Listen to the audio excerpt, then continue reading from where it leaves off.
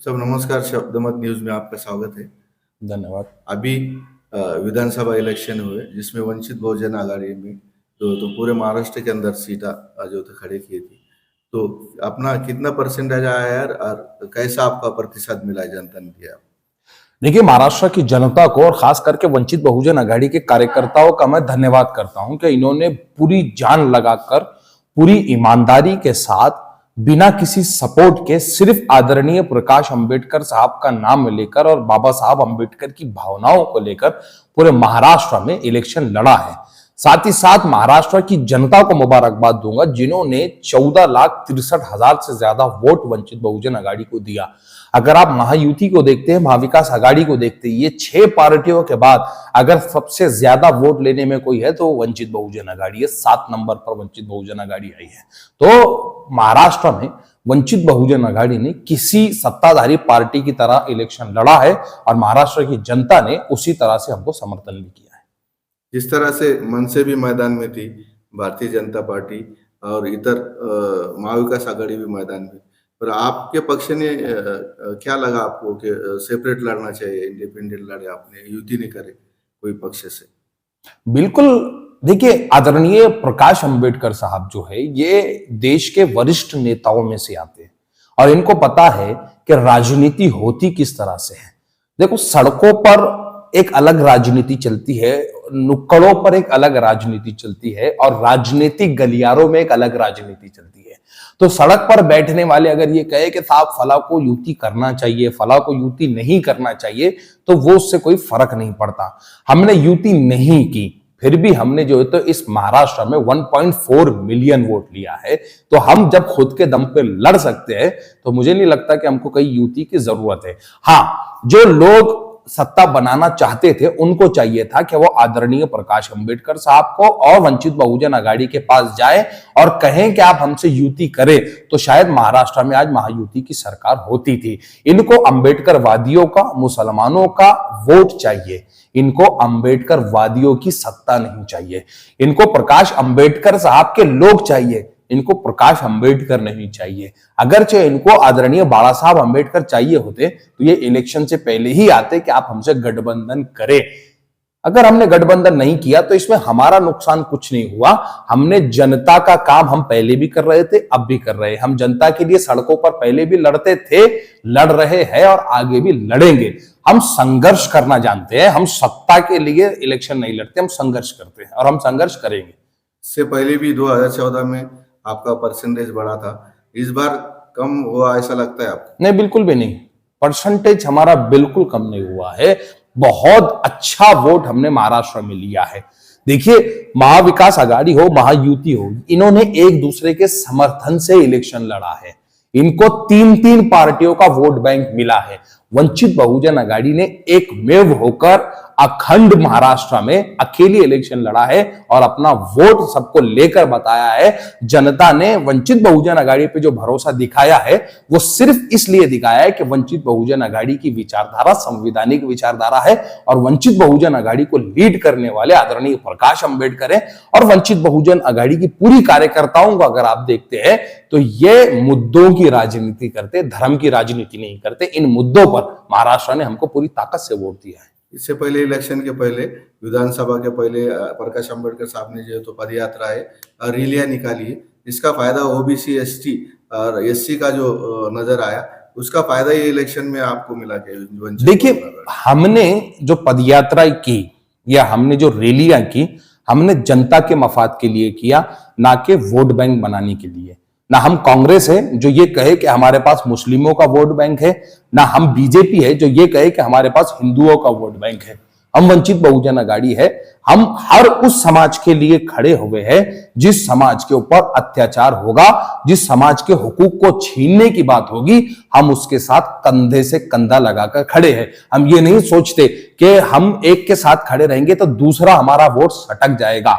अगर आप महाराष्ट्र की राजनीति विधानसभा इलेक्शन से पहले देखते हैं तो कई लीडर्स ऐसे जिन्होंने मराठाओं के बारे में नहीं बोला, जिन्होंने ओबीसी के बारे में नहीं बोला। क्यों? क्योंकि उन्हें पता था अगर मराठाओं के हिस्से में जाकर हम बोलते तो ओबीसी का वोट जाएगा, ओबीसी के साथ जाकर बोलते तो मराठा वोट जाएगा।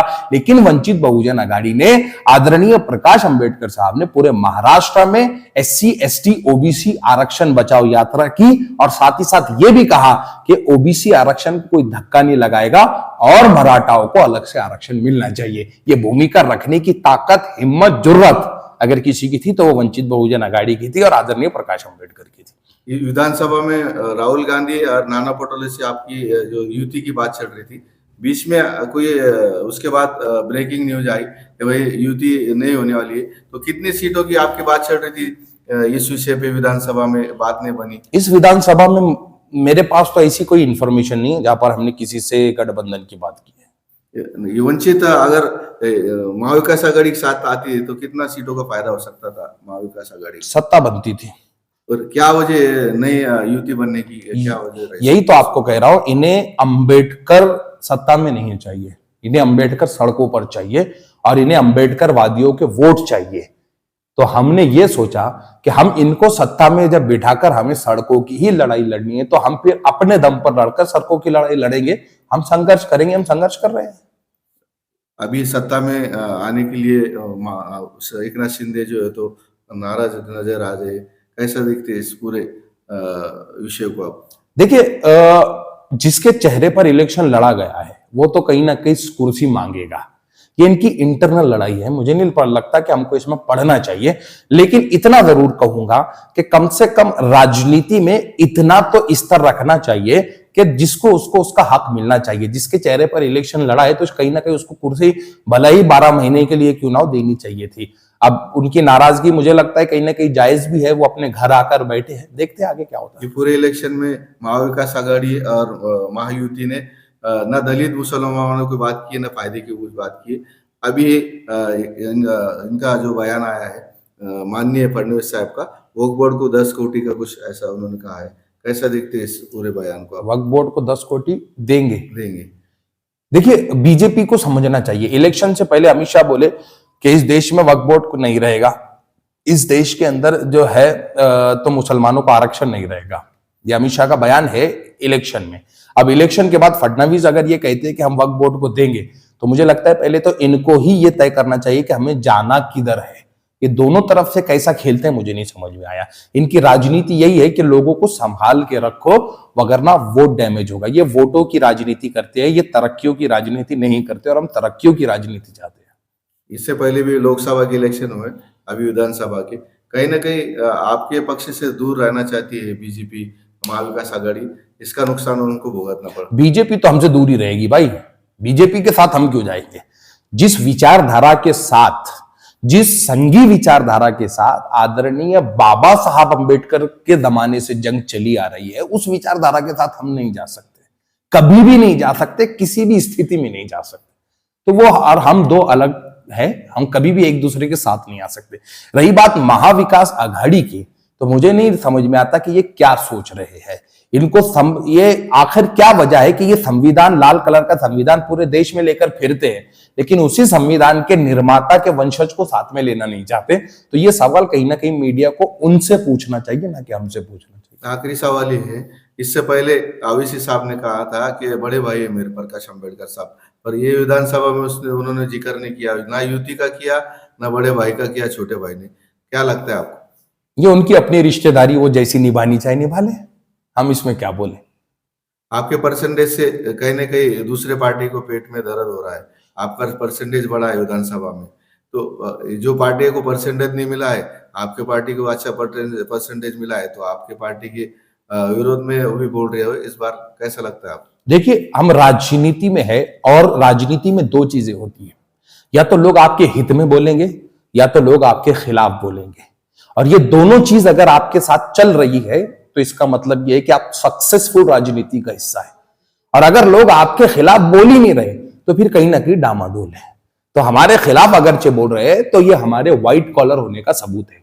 रही बात, देखो पॉलिटिकल डिप्लोमेसी होती है, अपनी गलतियां छुपाने के लिए दूसरे पे थोपो। अब आप हारे हैं तो वजह तो बताना पड़ेंगे ना, क्यों हारे। तो क्यों हारे बताने के बजाय किसकी वजह से हारे ये बता रहे हैं, जबकि इनको अपना एनालिसिस करना चाहिए कि वजह क्या बनी और आप क्यों इलेक्शन हारे। जीत ली थी जो जंग, तो फिर हारे किस लिए, ये इनको खुद सोचना चाहिए। हारे तो आवाम के ऊपर ही ठिकरा फोड़ रहे हैं, आवाम को गद्दार कह रहे हैं, ऐसे उम्मीदवार भी नजर आ रहे, रो रहे भी और टिप्पणी भी कर रहे। कैसा दिखते हैं इसको? ये इनका अपना अपना जर्फ है। महाराष्ट्र में 288 सीटों पर 4000 से ज्यादा कैंडिडेट इलेक्शन लड़ा है, जिसमें से सिर्फ 288 जीता है, उससे ज्यादा जीत भी नहीं सकता था। बाकी हारने वाला हर कोई रोता हुआ नहीं बैठा है और हर कोई एक दूसरे के नाम पर जो है तो चूड़ियां नहीं फोड़ रहा है। सबको राजनीतिक समझ है और वो राजनीतिक समझ को रखते हुए आगे रख। मैं एक चीज कहता हूं कि लूडो के खिलाड़ियों को शतरंज नहीं खेलना चाहिए, क्योंकि जब वो हारते हैं तो फिर रोने लगते हैं। शतरंज के खिलाड़ियों का खेल है, लूडो के खिलाड़ी का नहीं है।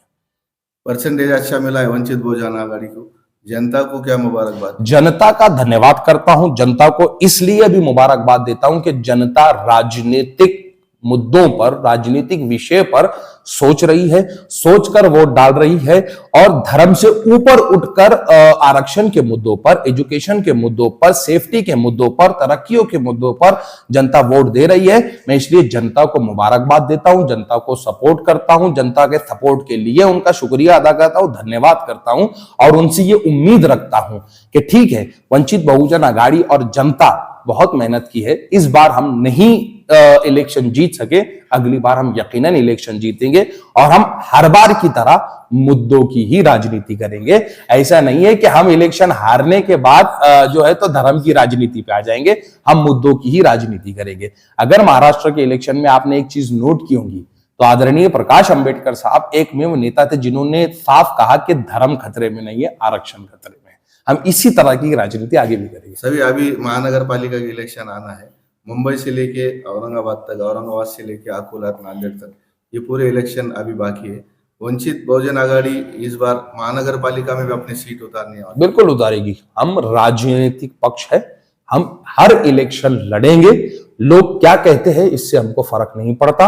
इस देश के संविधान ने इलेक्शन लड़ने का हक सबको दिया है और हर समाज के आदमी को इलेक्शन लड़ने का हक है, अपनी ताकत बनाने का हक है।